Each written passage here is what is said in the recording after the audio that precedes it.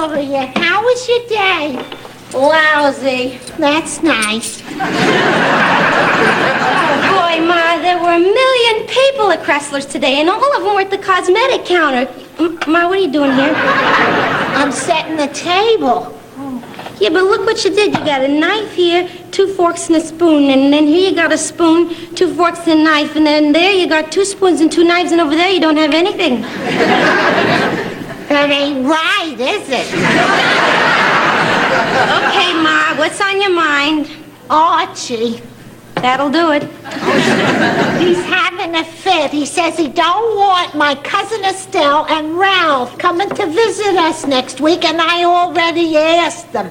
Well, how can he say that? And when you and he went to Philadelphia to visit them, they showed you a really great time. Well, he says that it's easy for them to be nice to him because they like him, but it's hard for him to be nice to them.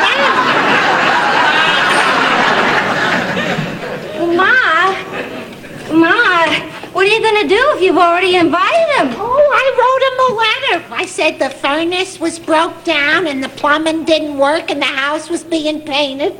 Ma, how could you lie like that? Archie told me to. But I tore the letter up because as soon as I read it, I could see right through me. Well, I'm glad you did, Ma. You know, it isn't fair. Still is your favorite cousin, and if you want him here, you should have an equal say about it. We did. I said they could come, and Archie said they couldn't. Well, then you should have another say and tell him Estelle and Ralph are coming, period. Oh, I can't do that, Gloria, because Archie already said case closed. But, Ma, what kind of a marriage is it when one partner's always giving the orders and the other one always has to obey? Wow, the word obey was in our marriage ceremony. Well, you could have taken the word obey out. The minister asked us if we wanted it in, and Archie said yes as often as possible. But I don't always give in to Archie. Oh, no. Gloria, our marriage may not be perfect, but it works. And my father always said, if something works, don't fix it. Ma, you can't just keep things bottled up inside of you. It's not good for you. You gotta get them out. That's what Michael and I have been trying to do lately. Like this morning, I was really mad at him. But he had to go off to school, and I had to go to work, so we agreed to put off our argument until tonight. You mean you and Mike make appointments to have fights? Sort of. It's what psychologists are calling fair fighting. Michael brought home a book on it. You know, you and Daddy ought to try that. Fair fighting? Yeah, they're telling people to get things out in the open. You know, let off steam, Ma. Because when you hold things inside and you bottle them up, it's called gunny sacking. And that's not healthy. Some couples are even taking lessons in fighting. Oh, I don't think Archie needs lessons. Hello? Ah, he's here. Hi, honey. How was your day? Do you care, Michael? Do you really care? Can't wait to get started, can you? All right, what did I do last night that was so terrible, huh? I was telling you about a problem I had at work, and once again you fell asleep on me. Gloria, I am always home by 6 o'clock. We have all evening to talk. Why do you wait till we get into bed before you start talking? Because that's the only place I can get your attention. Funny. You got my attention. I'm here. Well, what's the problem? It's too late. I had to solve the problem all by myself, no thanks to you. I don't believe this. You're angry at me because while I was asleep, you solved the problem? That's dumb, Gloria. That's just plain dumb. Now, don't call me dumb. That's hitting below the belt. Hi, Mike. Besides, our problem is not the point. The point is, Michael, I could put a strange woman in the bed with you, and you'd never even know the difference. Yes, I would. I wouldn't fall asleep.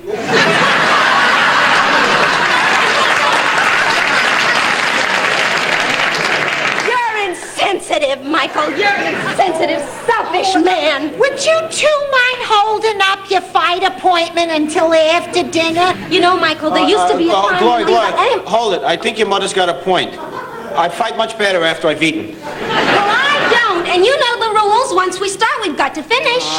You mean they got rules now for family fights? Well, yeah, Ma, that's why they call it fair fighting. And one of the main rules is no hitting below the belt. Oh, you shouldn't hit nowhere.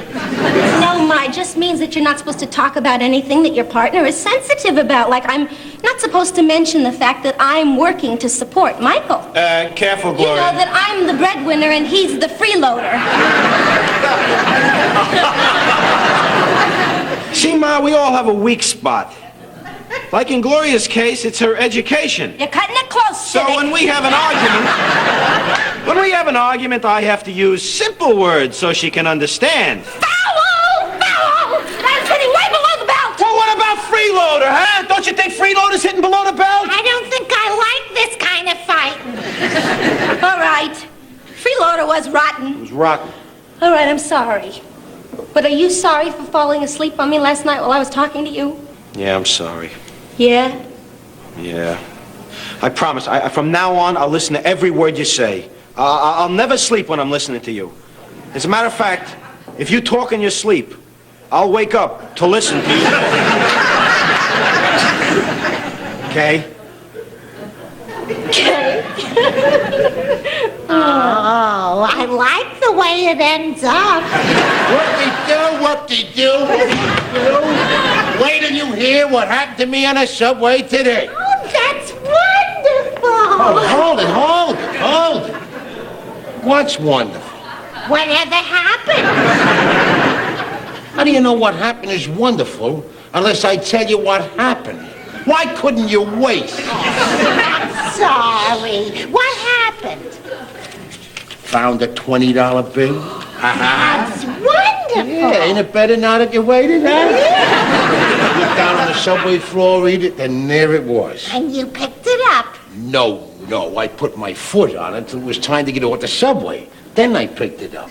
Didn't you ask nobody if they'd lost it? You never talk to strangers on a subway. When you're carrying this kind of dough. Well, I'm glad you're feeling so good, because I got something to tell you. Go ahead.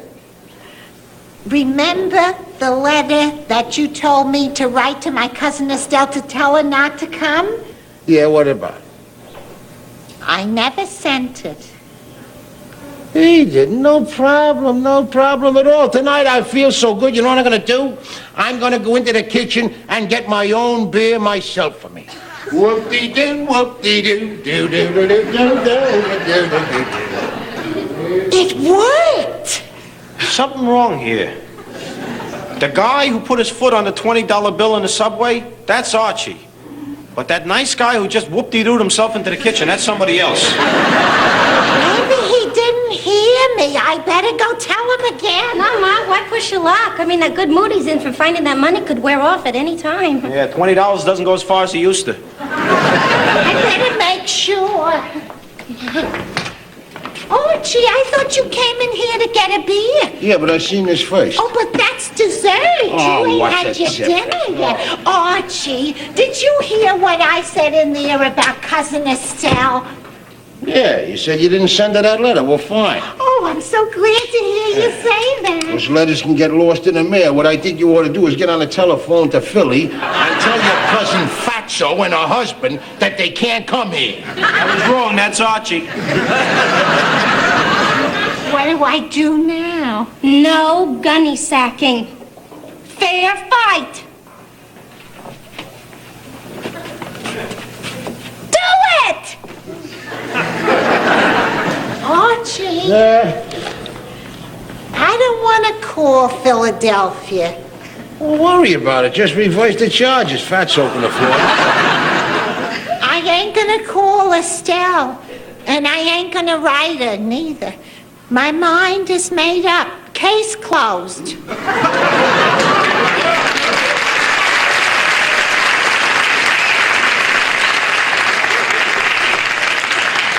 I'm the only one that closes cases around here. Now, don't be acting like a dingbat. Oh, foul! You just hit me me below the bed.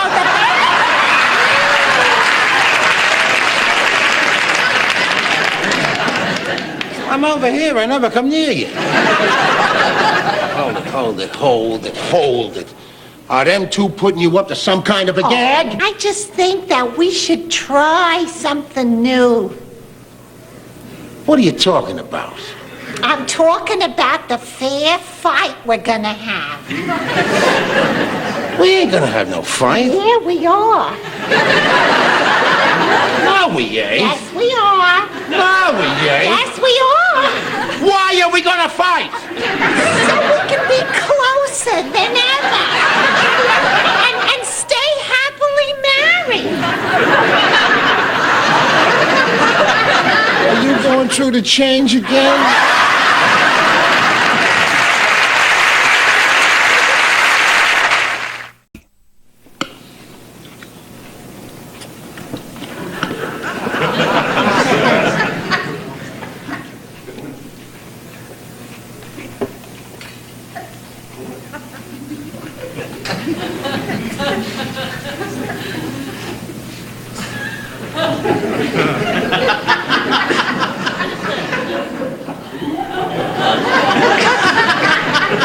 Marriage is supposed to be a two-way street.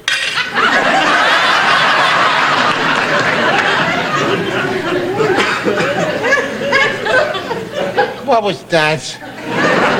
Ma has the right to air her feelings. They're inviting us to Philadelphia all the time.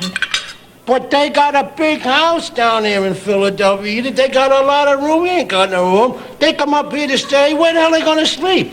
Well, they could use our room. Ah, gee, you a woman. Where are you two gonna sleep? We'll sleep down here on the rollaway bed. Yeah. You two sleeping on wheels?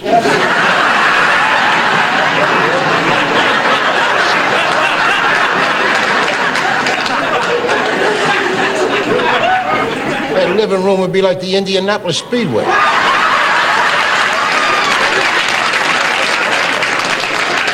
That was gross. I'm glad you admitted it.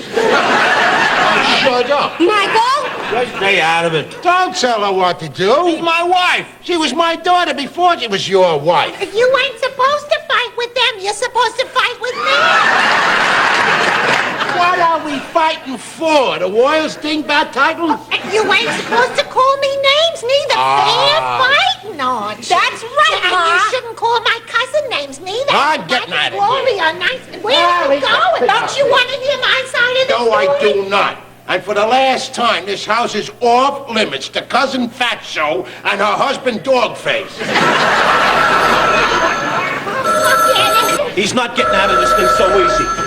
Arch, you can't run away from a problem. Geez, you're the best proof of that. That's what you're doing. You're hiding. You're escaping into the security of the kitchen like a child trying to return to the womb. No sex while I'm eating. Why don't you listen to my side?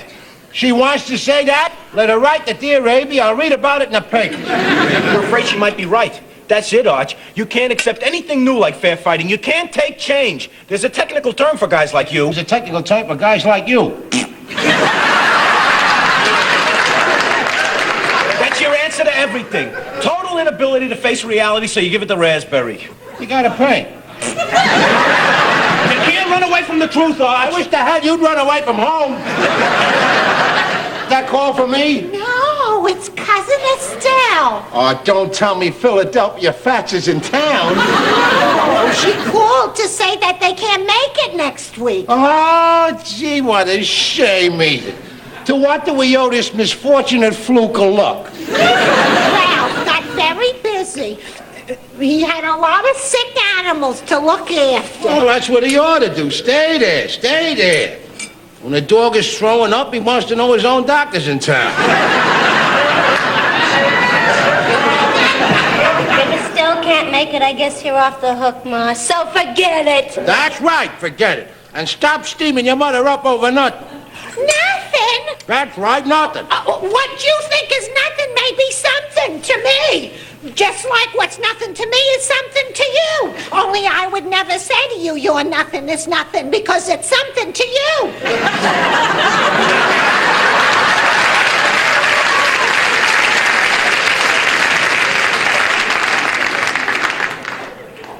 I don't know what the hell you just said. I just said that you ought to respect my feelings sometimes, Archie. I always respect your feelings. Now sit the hell down. No! I ain't gonna sit down just because you tell me to sit down. Well, what would you think about shutting up? No, I ain't gonna shut up. I got a right to talk, just like anybody else. You're gonna do what I tell you to do, or else. Or else what? I'll go.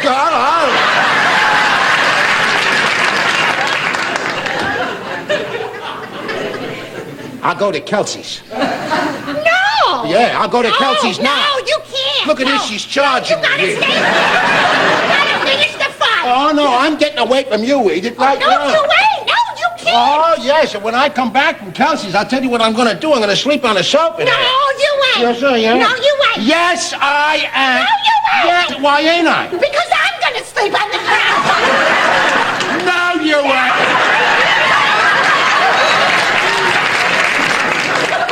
Okay, Edith, you got a deal.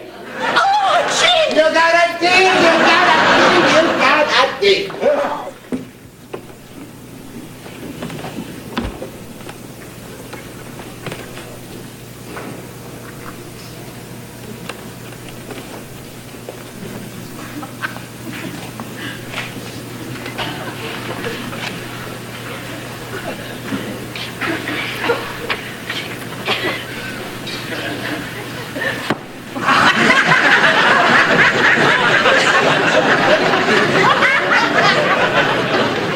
Geez, I didn't mean to wake you up there, Edith. I thought I'd come down and watch a little TV. TV? At this hour? It must be after midnight. Oh, yeah, it is. But I seen by the TV guide they're running a terrific movie tonight. Ozzie and Harriet and Here Come the Nelsons. Would it keep you awake if I watch it? Oh, no. I can sleep through that one.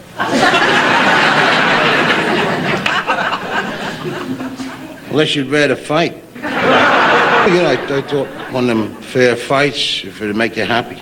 Thank you, Archie. Maybe in the morning.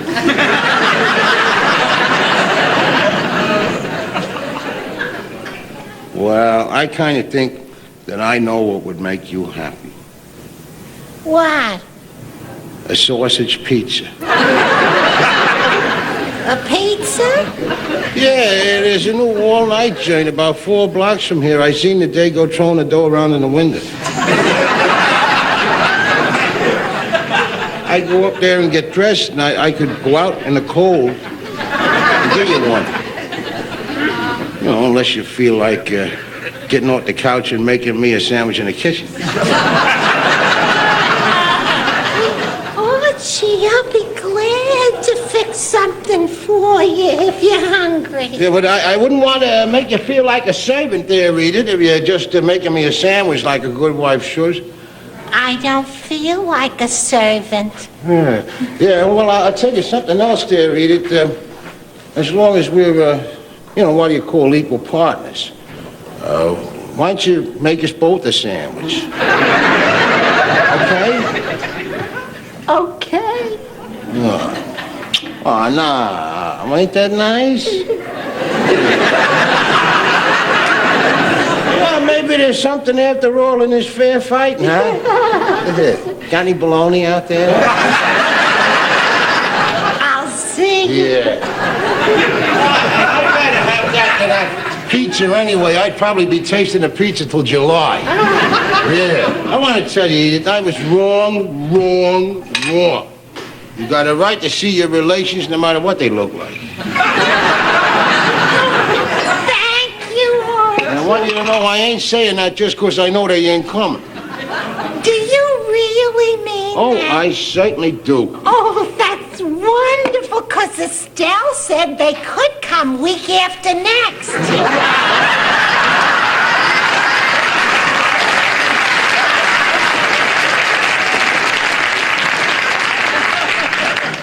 Are you kidding? No.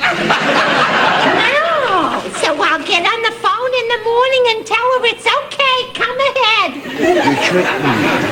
You tricked me, Edith. You know damn well that I don't want that red-headed hippo and her flea-bitten husband in this house. That's foul. James, it's foul. Foul? When you're fighting a freako family from Philly, you gotta fight foul. Well, I'll tell you what you're gonna do, Edith. You're gonna get on that telephone and you're